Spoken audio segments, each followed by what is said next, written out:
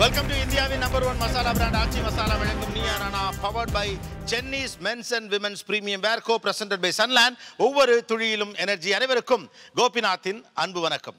இன்னைக்கு நம்ம பேச போற விஷயம் அழகு. ஆனா அதோட டைமென்ஷன் அல்லது அதோட வியூ வந்து இந்த டிபேட்ல வேற.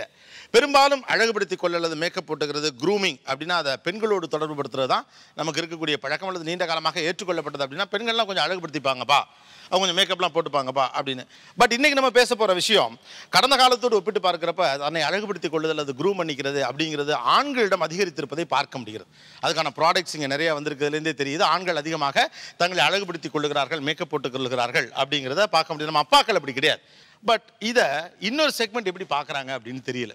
ஏன்னா பெண்கள் அழகுபடுத்திக் கொள்வது நீண்ட காலமாக ஆண் பார்த்து கொண்டு இருக்கிறான். அது குறித்து நிறைய விவாதங்கள் இங்கே நடந்திருக்கு, நிறைய சண்டையெல்லாம் வந்திருக்குது. ஆனால் இன்னைக்கு இதுக்குள்ள பல கேள்விகள் இருக்கு. ஆண் இப்பொழுது தன்னை அழகுபடுத்திக் கொள்ளுதல் என்பது அதிகரித்து இருக்கிறது. அதை இந்த இரண்டு தரப்பும் எப்படி பார்க்கிறார்கள் அப்படிங்கிறதான் இன்றைய நீயா நானாவினுடைய மையப்புள்ளி. ஃபர்ஸ்ட் கொஸ்டின், பெண்கள் வந்து தன்னை அழகுபடுத்திக்கிறப்ப அவங்க வந்து பெருசாக கவலைப்பட மாட்டாங்க. ஆனால் ஆண் வந்து ரொம்ப நேரம்லாம் கண்ணா முன்னால் நின்னா ஒரு மாதிரி அவனுக்கே அன்கம்ஃபர்டபுளாக தான் இருக்குது இல்லையா?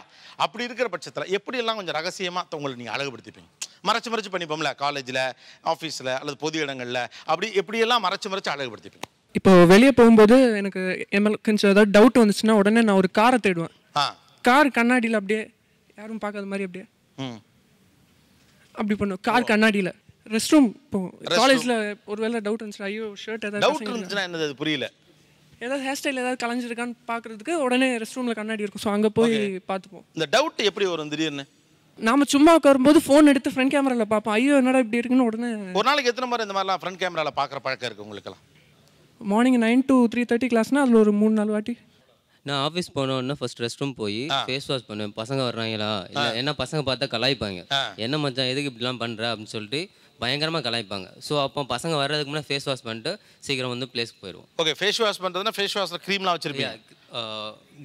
ஃபேஸ் வாஷ் க்ரீம் வச்சுருப்போம். அதை எங்கே வச்சுருப்பீங்க? ஸோ அது வந்து பாக்கெட்டில் வச்சுருவோம். பேக்கில் வச்சுருப்போம். ஸோ பேக்லேருந்து எடுத்துகிட்டு ரெஸ்ட் ரூம் போகும்போது வந்தோடனே பேக்லேருந்து எடுத்துகிட்டு பாக்கெட்டில் ஃப்ரண்ட் பாக்கெட்டில் வச்சுட்டு ஓகே. ஸோ போய் ரெஸ்ட் ரூம் போயிட்டு ஃபேஸ் வாஷ் பண்ணிட்டு வந்துடும் அகெயின். பசங்க பார்த்தா என்ன சொல்லுவானுங்க? இல்லை பசங்க பார்க்கறத விட பொண்ணுங்க பார்த்தா ஓவராக கலாய்ப்பாங்க. இதனால வந்து கொஞ்சம் கேர்ஃபுல்லாகவே எடுத்துகிட்டு போகிறது. Okay, yes. வேறு இவர் சொன்னார் ஃபேஸ் வாஷ் கொண்டு போகணும். நான் மீன் இப்போ கூட வச்சுருக்கேன் ஆக்சுவலாக. அப்படியா? எடுங்க. ஓ ஓகே ஓகே. ஸோ எப்போதுமே கையில் ஒன்று வச்சுருப்பீங்க இது மாதிரி? யா ஷோர். ஆஃபீஸ் ஒர்க் பண்ணும்போது அந்த கம்ப்யூட்டர் ஹீட்டில் வந்து சம்திங் டல் ஆகும் ஃபேஸ். ஸோ கண்டிப்பாக ஃபேஸ் வாஷ் பண்ணிட்டு தான் போவேன். ஒவ்வொரு டைமும் போகும்போது ஃபேஸ் வாஷ் பண்ணிட்டு தான் போவேன் ஆக்சுவலாக. அதாவது கம்ப்யூட்டர் ஸ்க்ரீன் ஃபேஸில் பட்டு ஃபேஸ் டல் ஆகிற அளவுக்குலாம் கவனமாக இருக்கீங்க. இது எப்படி இந்த கேஷுவலாக இப்போ பாக்கெட்டில் வேறு ஏதோ வச்சுருக்கீங்க, அதை எடுக்கையால எப்படி எடுப்பீங்க? ஏன்னா இது வெளியில் வரதை பற்றி உங்களுக்கு பிரச்சனை இல்லை? ஒரு தடவை ஆஃபீஸில் விழுந்துச்சு, அப்புறம் கலாய்ச்சாங்க ஆக்சுவலாக என்னென்னு. ஸோ அப்புறம் அண்டர்ஸ்டாண்ட் பண்ணிட்டாங்க. ஸோ ஓகே இவன் இப்படி தான் அப்படின்னு. யார் அதை அண்டர்ஸ்டாண்ட் பண்ணிட்டாங்க? ஐ மீன் சீனியர்ஸ். ஆனால் அது பொத்துன்னு கீழே விழுந்துச்சு. அப்போ எப்படி இருந்துச்சு? ஐயோ போச்சேன்னு நினச்சேன். என்னது ஐயோ போச்சா? பட் நம்ம சங்கடமாக தான் இருக்காது இல்லை? கண்டிப்பாக. ஏன் தெரிஞ்சதுக்கப்புறம் ஓகே நோ ப்ராப்ளம். அது மேலே கூட எடுத்து இல்லை, அதுக்கப்புறம் நோ ப்ராப்ளம் தான் சொல்ல முடியாது, தெரிஞ்சிருச்சு. வீட்டில் வந்து கொஞ்சம் டீசெண்டான ஃபேமிலி, அதனால் வந்து இந்த பேண்ட் எல்லாருமே டீசெண்டான ஃபேமிலி தான். பொதுவாக சொல்கிறேன். இப்போ பேண்டு போடுறது அதெல்லாம் பார்த்தீங்கன்னா அம்மாவுக்கு அப்பாவுக்குலாம் சுத்தமாக பிடிக்காது. கூட வந்து வீட்டுக்குள்ளே போகும்போது வந்து எப்படின்னா காலர் பட்டன் எல்லாம் போட்டுட்டு டீசெண்டாக போயிடுவேன். கரெக்டாக வெளியே வரும்போது காலேஜ் கிளம்பும்போது பார்த்தீங்கன்னா நான் கேட்குறது அது இல்லை. நான் கேட்குறது வீட்டில் திட்டுவாங்க, இதெல்லாம் போட்டுருந்தா வீட்டில் திட்டுவாங்க, அது நான் இல்லையே சொல்ல. நான் கேட்குறது அது இல்லை. உங்களை நீங்கள் அழகுபடுத்திக்கிறப்ப எந்த இடங்கள்லாம் மறைஞ்சு அழகுபடுத்திக்கிறீங்கன்னு கேட்குறேன்.